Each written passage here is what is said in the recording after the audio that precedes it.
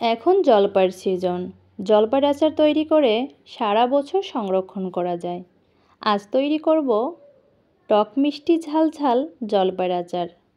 খিচুড়ি, পোলাও কিংবা সাদা ভাতে সব কিছুর সাথে এই আচারটা খুবই সুস্বাদু এবং মুখরোচক লাগে। এখানে 1.5 কেজি জলপাই নিয়েছি। প্রতিটা জলপাই এভাবে ডিপ করে কেটে নিয়েছি। এবার একটা মশলা রেডি করব। চুলায় কড়াই বসিয়ে দিয়েছি। হালকা গরম হলে এতে কয়েকটা শুকনো মরিচ দেব। এটা হালকা টেলে নেব। এরপরে দেব 4 টেবিল চামচ পাঁচফোড়ন। এটাও হালকা টেলে নেব। এরপরে দেব 2 টেবিল চামচ মৌরি। এটাও হালকা টেলে নেব। আর সবগুলো মশলা আধভাঙা করে রেখে দেব। এবার কড়াইতে দিয়েছি 1 কাপ সরিষার তেল।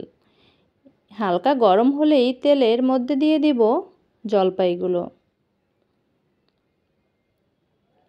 নেড়েচেড়ে রং পরিবর্তন হয়ে যখন হালকা সিদ্ধ হবে তখনই সবগুলো জলপাই নামিয়ে নেব।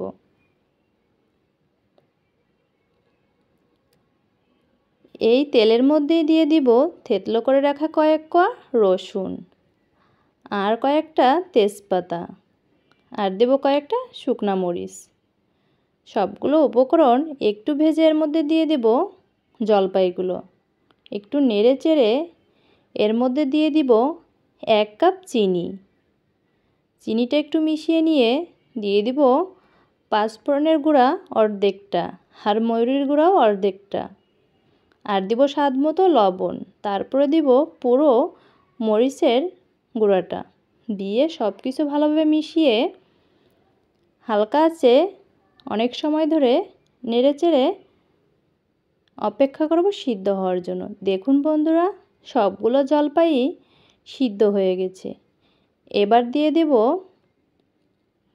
ভিনেগার। 4 টেবিল চামচ ভিনেগার দিয়ে দেব। তারপরে দিব সাদা সরিষা বাটা 2 টেবিল চামচ। সরিষা বাটাটা নামানোর 2-3 মিনিট আগে দিয়েছি, কারণ প্রথমেই দিলে আচারটা একটু তেতো হয়, শেষের দিকে দিলে স্বাদটা ভালো আসে।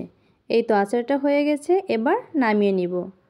আশা করি আজকের এই সহজ আচারের রেসিপিটা সবার ভালো লেগেছে।